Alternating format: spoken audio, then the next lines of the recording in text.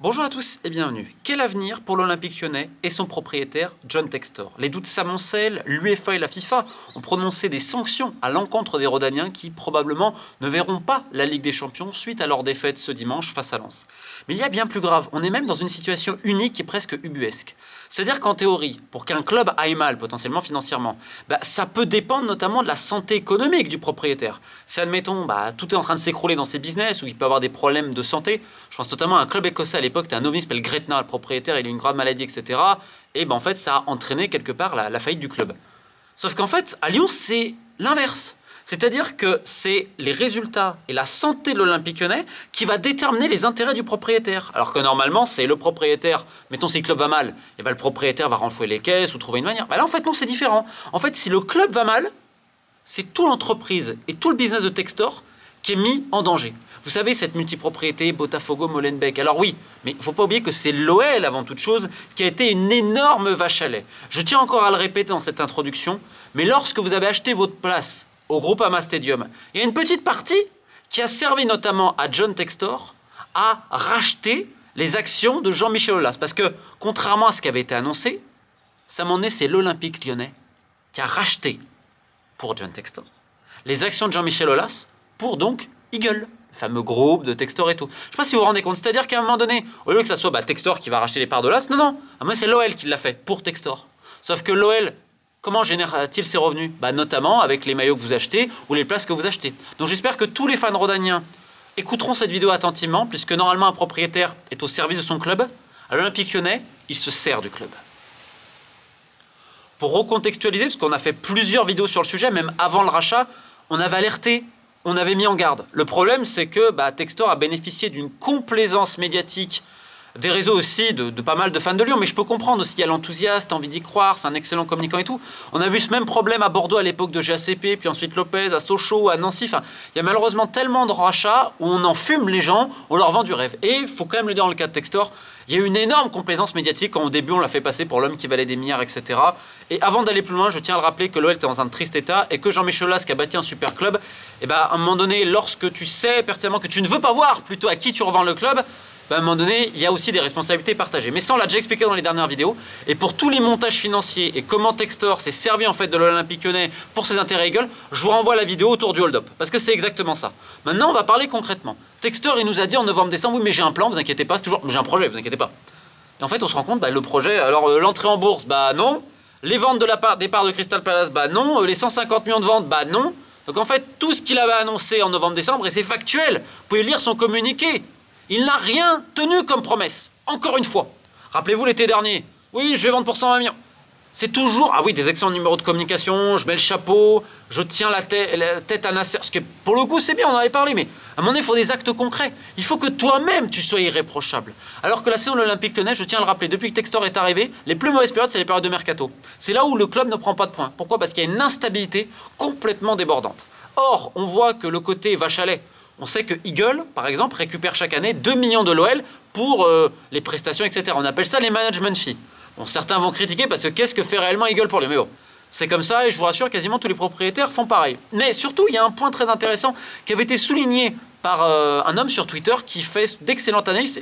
Est-ce qu'il y a quelques-uns dans la sphère lyonnaise qui ont été très lucides depuis un moment et qui aussi alertaient, en dépit des insultes et autres qu'ils pouvaient recevoir, parce que beaucoup y croyaient. Certains ont été aveuglés aussi sciemment. On pourrait revenir évidemment sur tous les relais médiatiques, parce qu'à un moment donné, cette complaisance fait que personne n'a alerté.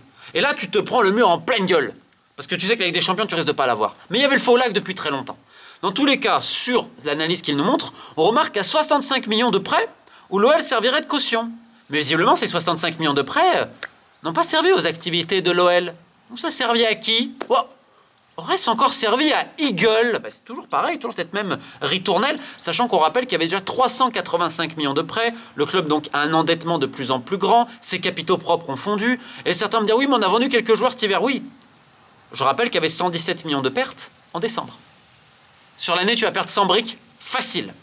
Or je rappelle que l'année prochaine, Monsieur Mikler, patron de la NCG, il a dit en promesse de vente c'est 0, donc Textor avec ses 150 millions, il ne pourra pas, et c'est 0 en droit TV que vous mettez pour le moment.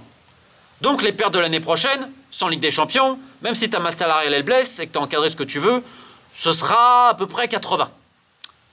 Donc va falloir les mettre sur un compte scellé.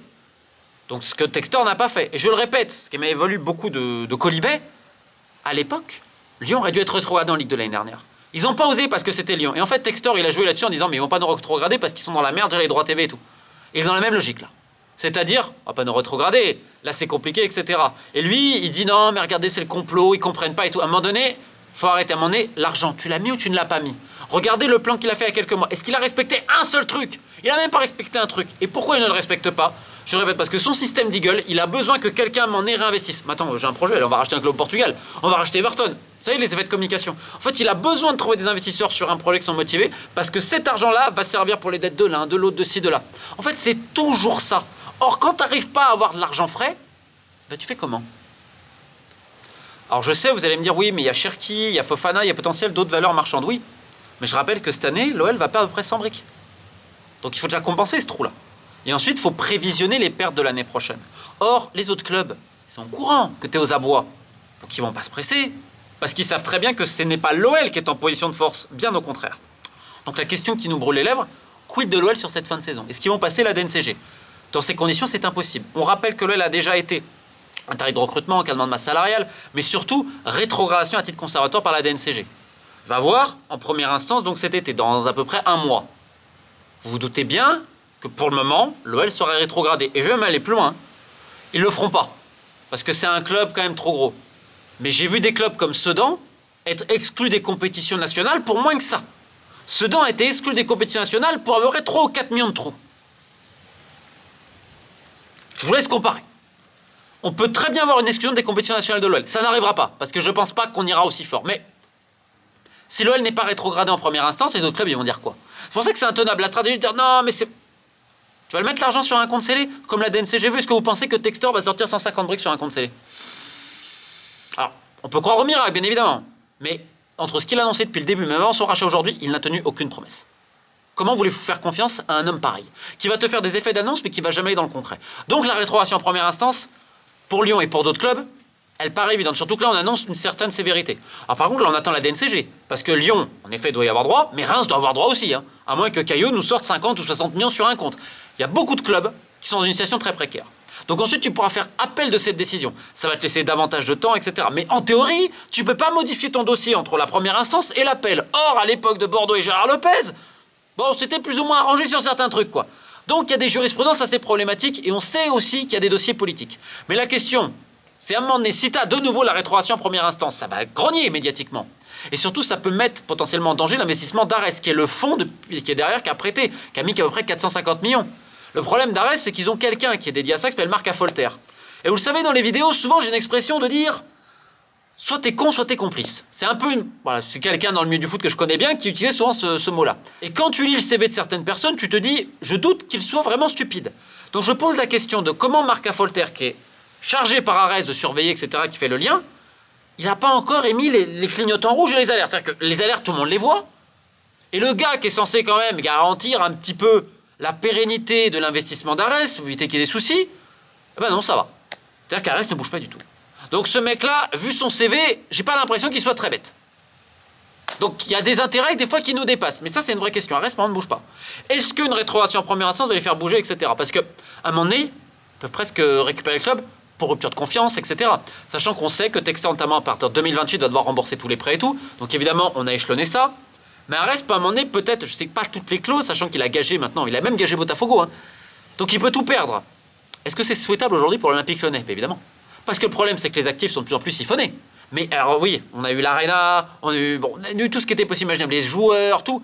Aujourd'hui, il y a de moins en moins d'actifs, il y a de moins en moins de capitaux et de plus en plus de dettes. Ce qui n'est pas non plus super intéressant pour Arès, qui par contre ne veut pas gérer le club. Et si Arès arrive, attention, les gens vont dire on est sauvé. Non, non, ça va être du low cost de low cost, les plans sociaux vont continuer et tout. Et dans tous les cas, il faudra rembourser des prêts. Donc, dans tous les cas, ce qu'a fait Textor hypothèque l'avenir de l'OL sur toutes ces prochaines années. Je suis désolé de vous dire ça, ça va être une période d'austérité pas possible. L'un des rares espoirs, c'était la qualif en Ligue des Champions, et encore, ça n'aurait pas suffi. Mais là, ça s'annonce très, très, très compliqué. Et les problèmes financiers de l'Olympique Lyonnais, ils sont quand même graves. C'est-à-dire qu'on n'attend pas une cessation de paiement et tout. Attention, hein. C'est pour ça, un avenir à la Bordeaux, je n'y crois pas. Je ne vois pas de redressement judiciaire pour le moment, parce qu'il y a toujours Arès derrière, en fait. Et c'est la clé. Tant que Arès reste là, c'est pas forcément le garde-fou parce qu'ils n'ont rien dit, mais on va dire que financièrement, aussi leur investissement, ils veulent pas le perdre non plus, ce qui paraît logique. Après, sur les dettes et tout. Et on sait aussi que les financiers américains, je l'avais vu notamment sur King Street et Fortress à Bordeaux, quand ils se font avoir, parce que quand même, la soupe elle était pas très fraîche, mais ils l'ont quand même bien avalée, mais ils disent rien, parce que dans le milieu, faut pas dire qu'en gros, quand tu t'es fait plus ou moins avoir, normalement, c'est quand même plus ces mecs de la finance qui, globalement, vont te raconter des carabistouilles et profiter de toi. Bah là, c'est un petit peu l'inverse. Donc, ils ne disent rien. Mais pour vous montrer à quel point l'OL, quand même, financièrement, ça va pas trop, on va parler du centre de formation. L'académie, elle est dans un état pitoyable. Mais pitoyable. C'est-à-dire qu'on a des locaux presque délabrés. Parce qu'à un moment donné, même la lessive, elle n'était pas payée. Les femmes d'entretien n'étaient pas payées. Le personnel d'entretien n'était pas payé.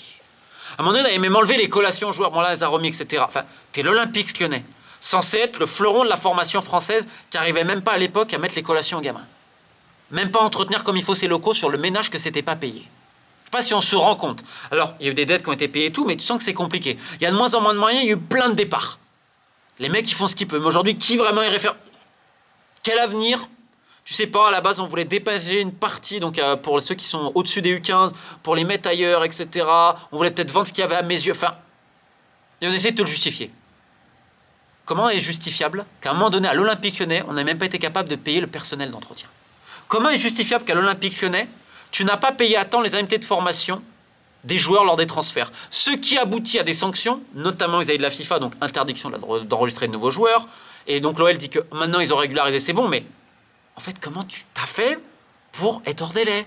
Comment tu as fait pour te prendre 200 000 euros, là, je crois, d'amende de l'UEFA parce que tu n'as pas rempli certaines choses, que tu devais aussi de l'argent?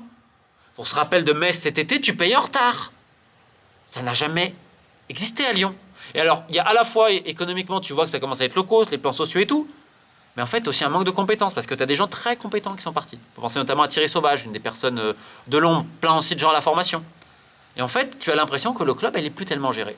Parce qu'il n'y a que des intérêts. Alors, c'est le FC Twitter est de retour, les batailles d'ego et tout. Et Textor est très fort pour les contre-feux. Là, il dégage Laurent Prudhomme avant la fin de saison, directeur général. Dont on a parlé il y a quelques mois pour dire quand même le bilan, voilà, faut en reparler. Alors, je vais vous donner quelques exemples parce que des fois, dans ce club, j'ai l'impression qu'on est plus influenceur que directeur. Laurent Prudhomme, donc outre le fait que c'est monsieur double jeu, c'est-à-dire qu'à l'époque, lors de l'élection de la Fédération française de football, Textor a dû lui donner 2 fois l'ordre. Faut voter Pierre Samsonov. Et à Lyon, ils ont toujours le doute de savoir pour qui il a voté. Parce que c'est le directeur général qui votait. Oui, etc. Laurent Prudhomme qui avait appelé « Est-ce que les votes sont bien anonymes ?» Et ton patron, il te dit de voter pour quelque chose. Pourquoi tu vas demander à d'autres si le vote il est anonyme? Normalement, tu as une certaine loyauté. Puis alors, il y a cet épisode de la voiture. Pourquoi je vous en parle? Parce que c'est très symbolique de l'Olympique Lyonnais. Voiture partenaire, etc. Il a voulu celle le plus haut de gamme, etc. Bon, ok, c'est peut-être dans le contrat ce que les... Mais bon, il a fait des pieds et des mains pour l'avoir. Le jour de la livraison, je sais pas, les portes, elles s'ouvrent en papillon. Moi, j'y connais rien en voiture. Il était là avec le téléphone, le selfie, la vidéo. Je vais chez Bocuse, le selfie, la vidéo. Je vais dans le vestiaire à la fin des matchs. Je donne mon avis sur le sportif. Je vais négocier un partenariat aussi pour le ski avec l'OL, parce que j'adore le ski. Oh, t'es directeur général ou t'es influenceur? Tu devais pacifier les relations avec la Ligue, sauf que tu t'énervais des fois à la Ligue parce que t'es très impulsif. Quand même un petit peu à l'équipe d'ailleurs à l'époque. Oh! Directeur général ou influenceur? Et là en effet c'est la guerre avec d'autres, donc maintenant on va dire des comptes, des ci, des là. Et attention, les gabégies qu'on voit en termes de gestion, c'est pas uniquement de la faute de Prudhomme, loin de là. Alors qu'à l'OL t'as des mecs ultra compétents comme Jean Sudresse qui a un crack. Et je dis ça, je le connais pas, je vais jamais parler, mais tout le monde sait dans le milieu, même au niveau international, que c'est un crack. Mais le problème, c'est que tes autres forces vives, tu les as pas. Et pareil au niveau du recrutement, t'as pris des gars. Mais cet été, quand Textor, il va avec, je te fais un 31 millions de Niakate, qui est un super gars, en plus c'est triste, mais c'est pas de sa faute à Niakate. On sait très bien le prix, c'est Textor, c'est ça qui te tue. À un moment donné, t'as personne autour de lui pour dire, mais John, tu fais n'importe quoi, on va dans le mur. Ben non, parce que les mecs sont contents d'être à leur poste, faut rien dire surtout. Donc, quasiment tout le monde se tait au club. Non, faut rien dire. Et après, t'entends oui, machin et tout. C'est comme Laurent Prudhomme, qui mange avec Olas, qui va tailler ensuite Olas, etc. Ce double jeu, c'est pas possible. Donc en fait, on a un club où personne n'ose se dire les choses. On rejette la faute, évidemment, sur le propriétaire, mais il faut pas lui dire par devant. Sachant aussi que pour Laurent Prudhomme, il y avait le dossier vis-à-vis des bad guns, parce qu'on disait oui, mais en fait, il va les voir par derrière, etc. T'as l'impression que tout le monde s'épie. Dans le même temps, t'as un entraîneur qui maintenant nous explique qu'il avait récupéré le club dans une situation cataclysmique il y a 2 semaines. Alors je crois que t'étais à 2 ou 3 points de la Champions League. Je sais pas quoi dire. En fait, autant d'incompétence, d'amateurisme et surtout les vrais sujets type la formation et tout, qui c'est complètement oublié. C'est-à-dire c'est mis aux oubliettes, mais ça va. Parce qu'en fait, et je comprends aussi, les gens ils ont vibré, notamment avec la Coupe d'Europe, on vibre avec ce retour de Tolisso à un niveau exceptionnel cette année, Cherki, etc. T'as envie de t'enthousiasmer, t'y croyais. Là, sportivement, tu te prends une claque, car c'est terrible ce qui s'est passé évidemment à Manchester. T'as aussi certains faits de jeu en championnat, on va pas trop y aller, même si J'ai envie de te dire que quand tu connais les coulisses de la Ligue, t'es pas tellement étonné.